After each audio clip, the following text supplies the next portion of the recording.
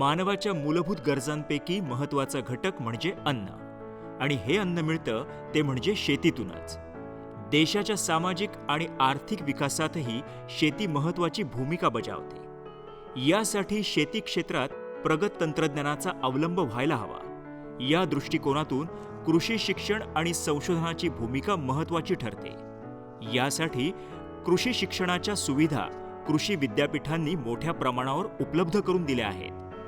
Doctor Balasaheb Sawant Konkan कृषी विद्यापीठ तर आपल्या इथे विकसित झालेलं तंत्रज्ञान तळागाळातील शेतकऱ्यांपर्यंत पोहोचवण्यासाठी प्रयत्नशील आहे. एकूणच शेती, पशुसंवर्धन आणि मत्स्य व्यवसाय यांचा विकास होऊन शेतकऱ्यांची आर्थिक उन्नती व्हावी. तर या विद्यापीठाच्या स्थापनेचं 50वं वर्ष साजरं होत असताना या विद्यापीठातून देण्यात येणाऱ्या निरनिराळ्या अभ्यासक्रमांविषयी सांगत आहेत या विद्यापीठाचे शिक्षण संचालक डॉक्टर सतीश नारखेडे. नमस्कार, मी डॉक्टर सतीश सोपान नारखेडे, शिक्षण संचालक डॉक्टर बाळासाहेब सावंत कोकण कृषी विद्यापीठ दापोली. डॉक्टर बाळासाहेब सावंत कोकण कृषी विद्यापीठ हे 1972 साली स्थापन झालेलं विद्यापीठ आहे आणि आत्ता 2022 साली आपण या कोकण कृषी विद्यापीठाच्या स्थापनेचे 50 वर्ष साजरे करत आहोत. कोकण कृषी विद्यापीठामध्ये शिक्षण, संशोधन व विस्तार असे 3 कार्यक्रम राबविले जातात. त्यापैकी कृषी शिक्षणाची ही संपूर्ण जबाबदारी या विद्यापीठाअंतर्गत जी आहे ती माझ्यावर आहे आणि या विद्यापीठाअंतर्गत 3 विद्याशाखा कार्यरत आहेत. त्यामध्ये कृषी विद्याशाखा, कृषी अभियांत्रिकी विद्याशाखा आणि कृषी मत्स्य विद्याशाखा अशा ह्या 3 विद्याशाखा आहेत आणि त्या अंतर्गत पदवी, पदव्युत्तर व आचार्य अभ्यासक्रम अशा 3 डिग्र्या ह्या विद्यापीठामध्ये दिल्या जातात. त्या व्यतिरिक्त विद्यार्थ्यांना संधी उपलब्ध करण्यासाठी 2 वर्षाचा एक पदविका अभ्यासक्रमही या विद्यापीठाअंतर्गत राबविला जातो. त्याचप्रमाणे मत्स्य विद्याशाखेअंतर्गत 3 वर्षाचा डिप्लोमा इन फिशरीज इंजिनिअरिंग हाही एक अभ्यासक्रम राबविला जातो. या सर्व विद्याशाखा अंतर्गत आपल्या इथे कृषी महाविद्यालय आहेत, कृषी अभियांत्रिकी महाविद्यालय आहे, उद्यानविद्या महाविद्यालय आहे, वनशास्त्र महाविद्यालय आहे, पदव्युत्तर प्रशिक्षण संस्था जी पोस्ट हार्वेस्ट मॅनेजमेंट जी आहे, तसेच मत्स्य महाविद्यालय शिरगाव. एवढी हे महाविद्यालय आपली म्हणजे 8 महाविद्यालय आपली ही संलग्न महाविद्यालय आहेत आणि त्याचप्रमाणे खाजगी कायम विनाअनुदानित तत्वावरील महाविद्यालयांमध्ये जवळपास 21 महाविद्यालये या विद्यापीठाच्या कार्यक्षेत्रात कार्य करतात आहे. कोणताही व्यवसाय करताना त्या व्यवसायासंबंधी आवश्यक शास्त्रीय ज्ञान गरजेचं आहे. शिक्षणाद्वारे मिळवलेल्या ज्ञानाचा आणि माहितीचा उपयोग निश्चितपणे यशस्वी होण्यासाठी होतो. व्यावसायिकदृष्ट्या कृषी क्षेत्राचाही आधुनिक अभ्यासक्रम पुढे येत आहे. कृषी व्यतिरिक्त पशुसंवर्धन, मत्स्य व्यवसाय, प्रक्रिया उद्योग, दुग्ध व्यवसाय यातही रोजगाराच्या अनेक संधी उपलब्ध आहेत. तेव्हा या संदर्भातल्या प्रशिक्षणासाठीच्या प्रवेश प्रक्रियेविषयी सांगत आहेत डॉक्टर सतीश नारखेडे. कृषी शिक्षण जे आहे हे कृषी शिक्षणामध्ये आपले ICAR नवी दिल्ली यांनी नेमून दिलेल्या 5व्या अधिष्ठाता शिफारशी जे आहेत त्यानुसारचा अभ्यासक्रम 2017-18 पासून आपण राबवत आहोत आणि आपण हा कार्यक्रम राबवत असताना ICARनी ज्या प्रकारे आपल्याला सांगितलं होतं त्या सगळ्या बाबींचा आपण त्याच्यामध्ये अवलंब केलेला आहे. पदव्युत्तर अभ्यासक्रम जो आहे या अभ्यासक्रमाचं नवीन सिलेबस जे ICARनी रिकमेंड केलं आहे ते आत्ता या वर्षीपासून आपण लागू करणार आहोत आणि त्या शिफारशीच्या नुसार आपल्याला दोन्हीही अभ्यासक्रम हे ICARच्या मान्यतेने आपण राबवित असल्याने आपल्या सगळ्या महाविद्यालयांना हे ICARचं ॲक्रिडिटेशन प्राप्त आहे आणि हे ॲक्रिडिटेशन आपल्याला 2024 पर्यंत प्राप्त आहे आणि त्याच्यानुसार आपली जी डिग्री आहे ही राष्ट्रीय स्तरावर कृषी शिक्षणाच्या बाबतीमध्ये मान्यता प्राप्त डिग्री आहे. कृषी विद्यापीठातील सर्व महाविद्यालयांची प्रवेश प्रक्रिया जी आहे ही केंद्रीय पद्धतीने राबविल्या जाते. यामध्ये पदवी अभ्यासक्रम जो आहे ज्यामध्ये BSc अभ्यासक्रमाच्या डिग्रींना ॲडमिशन्स केली जाते, ह्या सगळ्या अभ्यासक्रमांची प्रवेश प्रक्रिया जी आहे ती state common entrance test cell जे आहे राज्याचं त्याच्यामार्फत राबविल्या जाते.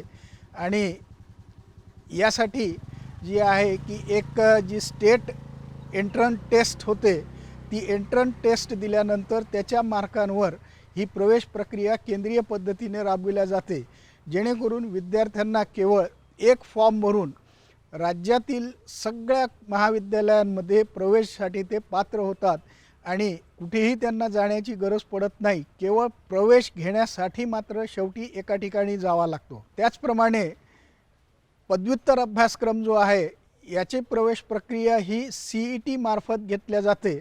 ही CET जी आहे ही Maharashtra agriculture universities examination board ही कंडक्ट करतं आणि त्यानंतर त्यांच्या मेरिटनुसार पदव्युत्तर अभ्यासक्रमांना विद्यार्थ्यांना प्रवेशाची प्रक्रिया पार पाडली जाते. आपण राज्यातल्या चारही कृषी विद्यापीठांमधले ही प्रवेश प्रक्रिया केंद्रीय पद्धतीने राबविणारे आपण देशातील एकमेव आपण विद्यापीठ होतो. आपण ही प्रक्रिया जी आहे ती केंद्रीय पद्धतीने संपूर्ण संगणकीय पद्धतीने प्रक्रिया जी आहे ही जवळपास 2007 सालापासून आपण सुरू केलेली आहे आणि अगदी व्यवस्थितपणे ती आजपर्यंतही आपण पार पाडत आलेलो आहोत. विद्यापीठाचं हे प्रशस्त ग्रंथालय आहे. थिअरी आणि प्रात्यक्षिकांसह शास्त्रशुद्ध प्रशिक्षण विद्यार्थ्यांना मिळतंच, पण आपल्या विषयाचं पूरक साहित्य या ग्रंथालयातून त्यांना उपलब्ध होतं. देशाच्या आर्थिक प्रगतीमध्ये कृषी क्षेत्राचं महत्त्व अनन्यसाधारण आहे. त्यामुळे शेतीची उत्पादकता वाढवण्यासाठी तसंच कृषी संलग्न व्यवसायाची भरभराट होण्यासाठी त्या विषयातील प्रशिक्षित मनुष्यबळ निर्माण करणं काळाची गरज आहे. म्हणून विद्यापीठाकडून त्यानुसार अभ्यासक्रम आखण्यात आलेले आहेत. कृषी विद्यापीठातील अभ्यासक्रमांच्या बाबतीत बोलायचं झालं तर त्यामध्ये BSc, MSc, PhD कृषी, त्यानंतर BTech agriculture engineering, MTech agriculture engineering, PhD agriculture engineering, नंतर वनशास्त्र महाविद्यालयामध्ये BSc वनशास्त्र व MSc वनशास्त्र ह्या 2 पदव्या आहेत. त्यानंतर आपले जे कृषी संलग्न महाविद्यालय आहेत त्यामध्ये कृषी, horticulture, agricultural biotechnology, food technology अशा विविध विद्याशाखांमध्ये पदवीही दिल्या जाते. त्यानंतर एक महत्त्वाचा जो आपला घटक आहे त्या घटकामध्ये उद्यानविद्या, कारण आपल्याला माहिती आहे का कोकण विभाग हा उद्यानविद्यासाठी फार प्रचलित असा प्रदेश आहे आणि आपल्याजवळ आपल्या महाविद्यालयाअंतर्गत 6 उद्यानविद्या महाविद्यालय आहेत. त्यामधील 2 ही विद्यापीठाची घटक महाविद्यालय आहेत, जे की दापोली आणि कुडाळमध्ये मुळदे येथे 2 ठिकाणी ही महाविद्यालय आहेत. उद्यानविद्या अभ्यासक्रम जो आहे हा अभ्यासक्रम 4 किंवा आपली सगळीच पदवी अभ्यासक्रम जी आहेत ही सगळीच पदवी अभ्यासक्रम 4 वर्षाची आहेत आणि या 4 वर्षांमध्ये पहिल्या 3 वर्षांमध्ये विद्यार्थ्यांना क्लासरूम आणि प्रॅक्टिकल यांचा अंतर्भाव आहे, ज्यामध्ये 50% थेरी पार्ट असतो आणि 50% हा प्रॅक्टिकलचा भाग असतो. आणि शेवटच्या वर्षांमध्ये स्टुडंट रेडी प्रोग्राम जो आपल्या माननीय देशाच्या प्रधानमंत्र्यांनी सुरुवात केलेली आहे तो स्टुडंट रेडी प्रोग्राम हा आपल्या इथे इम्प्लिमेंट केला जातो. कृषी विषयक शिक्षणाबरोबर विद्यार्थ्यांना शेतकऱ्यांच्या शेतावर जाऊन तिथे एखाद्या पीक लागवडीपासून ते त्याच्या विक्रीपर्यंत अशा सर्व जबाबदाऱ्या पार पाडाव्या लागतात. स्टुडंट रेडी प्रोग्राम जो आहे या स्टुडंट रेडी प्रोग्राम अंतर्गत विद्यार्थ्यांना पहिले 6 महिने जे आहेत ते विद्यार्थ्यांना वेगवेगळ्या कार्यक्रमांमध्ये इन्व्हॉल्व केलं जातं. त्यामध्ये जे आहेत का काही आठवडे विद्यार्थी हे प्रत्यक्ष गावात जाऊन त्या गावाचा सर्व्हे करतात व तिथल्या लोकांच्या गरजा काय आहेत ह्या नोंदवून घेतात व त्याप्रमाणे प्लान तयार करून त्या गावामध्ये दिला जातो. त्यानंतर विद्यार्थ्यांना काही दिवसांकरता आपण इंडस्ट्रीजमध्ये पाठवतो की जिथे ते प्रत्यक्ष अनुभव घेऊ शकतील आणि 8व्या सत्रामध्ये ह्या कार्यानुभव किंवा एक्सपिरियन्शियल लर्निंग प्रोग्राम राबविला जातो. त्यामध्ये प्रत्येक विद्यार्थ्याला किमान 1.5 गुंठे जागा देऊन त्या क्षेत्रामध्ये त्या विद्यार्थ्यांनी वेगवेगळे मॉड्यूल्स असतात त्या अंतर्गत त्यांनी त्या क्षेत्रामध्ये पीक घ्यायचं आहे आणि ते लागवडीपासनं तर ते विक्रीपर्यंत त्यांना हा अनुभव इथे प्रत्यक्षरित्या पूर्ण करावा लागतो आणि त्या अंती विद्यार्थ्यांना मिळणारा जो काही नफा असतो तो 50% नफाही विद्यार्थ्यांना दिला जातो. प्रामुख्याने आळंबी उत्पादन, पोल्ट्री आहे, डेअरी आहे, व्हेजिटेबल कल्टिवेशन आहे, कमर्शियल व्हेजिटेबल्स आहेत ज्याच्यामध्ये फ्लोरिकल्चरही आहे, त्यानंतर ऑर्गॅनिक फार्मिंग आहे, फार्म मेकॅनायझेशन आहे, बेकरी आहे किंवा मत्स्यपालन आहे. अशी जवळपास वेगवेगळी मॉड्यूल्स असतात. त्यापैकी 2 मॉड्यूल्स हे विद्यार्थ्यांना 8व्या सत्रामध्ये पूर्ण करावी लागतात.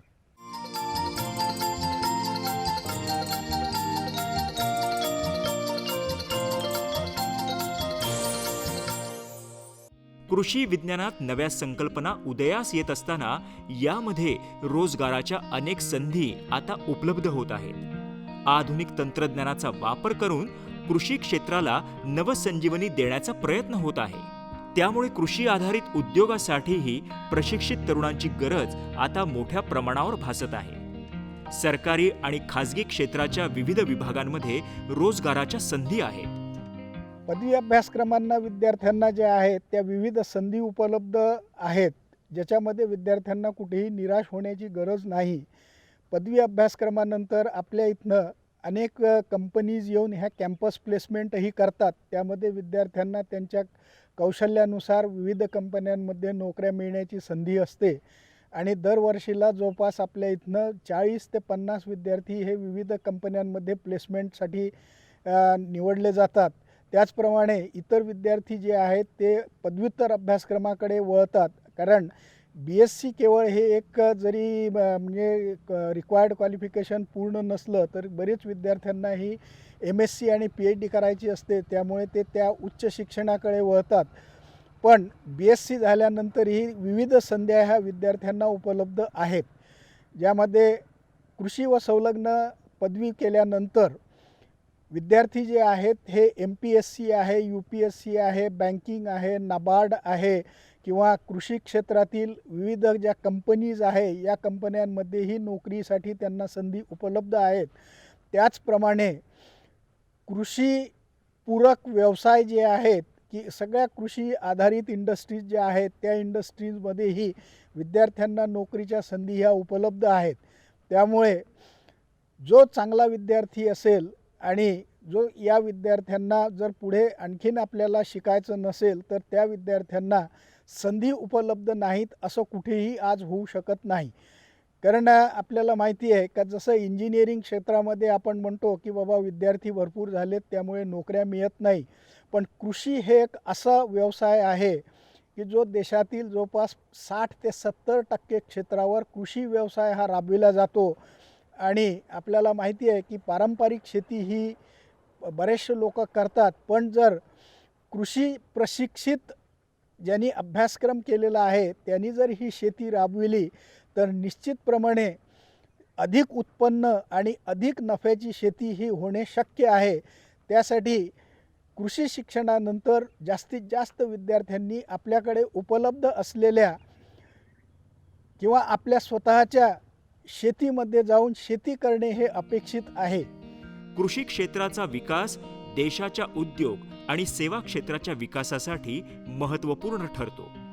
विविध उद्योगांना लागणाऱ्या कच्च्या मालाचा पुरवठा कृषीमार्फत होतो, पण हे क्षेत्र भौगोलिक स्थितीनुसार भिन्न आहे. एकंदरीत शेती व्यवसाय हा शास्त्र आणि कला यावर आधारित आहे असं मानलं जातं. त्यामुळे कौशल्य आधारित शिक्षण देण्याचा प्रयत्न आपल्या विद्यापीठाकडून आपण करत आहोत, असं डॉक्टर बाळासाहेब सावंत कोकण कृषी विद्यापीठाचे शिक्षण संचालक डॉक्टर सतीश नारखेडे म्हणतात. आपल्या सगळ्यांना माहिती आहे की 2020 साली नॅशनल एज्युकेशन पॉलिसी ही डिक्लेअर झालेली आहे. त्याचप्रमाणे आपल्या राज्यातही महाराष्ट्र शासनाने डॉक्टर एस.एन. पुरी यांच्या अध्यक्षतेखाली एक समिती स्थापन केली आहे आणि ती समिती राज्याचं नवीन कृषी शिक्षण धोरण जे आहे ते निश्चित करण्यासाठी कार्यरत आहे आणि जवळपास बरंचसं काम या समितीचं पूर्ण झालं आहे आणि लवकरच याचा हा जो अहवाल आहे तो शासनास सादर केला जाईल. या अहवालामध्ये विद्यार्थ्यांना जी मल्टिपल एंट्री अँड एक्झिटची ऑप्शन्स आहेत तसंच चॉईस बेस्ड क्रेडिट सिस्टम जी आहे त्याच्याही संधी उपलब्ध करून देण्यात येणार आहेत. आणि ही जी पॉलिसी आहे राज्याचं नवीन कृषी शिक्षण धोरण ही साधारणतः 2024-25 या शैक्षणिक वर्षापासून अंमलात येण्याची शक्यता आपल्याला म्हणजे सांगण्यात काही हरकत नाही. कारण ही जी शैक्षणिक पॉलिसी आहे याच्यामध्ये अनेक आमूलाग्र बदल जे आहेत ते घडून येणार आहेत, ज्यामुळे विद्यार्थ्यांना किमान 1 वर्षाचा अभ्यासक्रम किंवा 2 वर्षाचा अभ्यासक्रम किंवा 3 वर्षाचा अभ्यासक्रम किंवा 4 वर्षाचा अभ्यासक्रम अशा ह्या विविध संधी आपण उपलब्ध करून देणार आहोत. आणि ह्या संधी उपलब्ध झाल्यानंतर ज्याला कोणाला कृषीमध्ये शिक्षण घेण्याची इच्छा आहे या सगळ्यांना ह्या संधी उपलब्ध असतील आणि जास्तीत जास्त आपल्याला कृषी शिक्षण हा कौशल्य विकास आधारित कसा होईल याबाबतचेही निर्णय या कृषी शिक्षण धोरणामध्ये आपण देण्याचा प्रयत्न करत आहोत. आणि या अनुषंगाने आणखीन एक बाब आहे की जितकं प्रशिक्षित मनुष्यबळ असेल तेवढं जास्तीत जास्त कृषी आधारित उत्पन्न व कृषी आधारित उद्योगांना चालना मिळणार असल्याने या सर्व बाबींचा समावेश करून एक नवीन असा अभ्यासक्रम आपण तयार करण्याची प्रक्रिया करत आहोत आणि लवकरच ती अंमलात येईल ही अपेक्षा आहे. देशाच्या अर्थव्यवस्थेत कृषी उद्योगाची महत्त्वाची भूमिका आहे. प्रशिक्षित मनुष्यबळामुळे कृषी आधारित उद्योगांना चालना मिळेल. त्यानुसार आपण नवीन अभ्यासक्रम तयार करत आहोत असं ते म्हणतात. शेतकऱ्यांच्या कृषीविषयक गरजांना प्राधान्य देऊन डॉक्टर बाळासाहेब सावंत कोकण कृषी विद्यापीठाने स्थापनेपासूनच संशोधनाचं कार्य हाती घेतलं आणि ते सर्वसामान्य शेतकऱ्यांपर्यंत प्रभावीपणे पोहोचवण्यासाठी विविध विस्तार शिक्षण उपक्रम राबवत आहे. त्यामुळे तरुणांना या क्षेत्रात अनेक संधी उपलब्ध होऊ शकतात. तेव्हा त्यांनी कृषी क्षेत्राकडे वळून त्याच्या अभ्यासक्रमासाठी प्रवेश घ्यावा असं डॉक्टर नारखेडे म्हणतात. सर्व विद्यार्थी मित्रांना माझी एक विनंती आहे की कुठेही आपल्याला मेडिकल किंवा इंजिनिअरिंगला प्रवेश मिळाला नाही म्हणून निराश होण्याची गरज नाही. भविष्यामध्ये कृषी व कृषी शिक्षणासंबंधी भरपूर अशा संधी उपलब्ध आहेत. त्यामुळे त्यांनी कृषी शिक्षणाकडे वळणे ही काही म्हणजे वावगं ठरणार नाही आणि कृषी शिक्षण घेतल्याने आपल्याला या देशाच्या आर्थिक प्रगतीमध्ये चांगल्या प्रकारे हातभार लावून अधिक योग्य शिक्षण म्हणता येणे काही हरकत नाही. आपल्या सगळ्यांना मी पुढील तुमच्या भविष्यासाठी आणि या विद्यापीठामध्ये तुम्हाला प्रवेश मिळो अशी एक अपेक्षा बाळगतो आणि इथे थांबतो. धन्यवाद. आपल्याकडे बहुसंख्य लोकांचा उदरनिर्वाह शेती आणि शेतीपूरक व्यवसायावर चालतो. सध्याच्या आधुनिक युगात शेतीचं उत्पन्न दुप्पट करणं हे शेतकऱ्यांसमोर मोठं आव्हान आहे. अशा वेळी शेतकऱ्यांना आधुनिक कृषी तंत्रज्ञानाची माहिती व्हावी यासाठी कृषी विद्यापीठ आणि कृषी संशोधन केंद्र प्रचार आणि प्रसाराचं कार्य करत आहेत.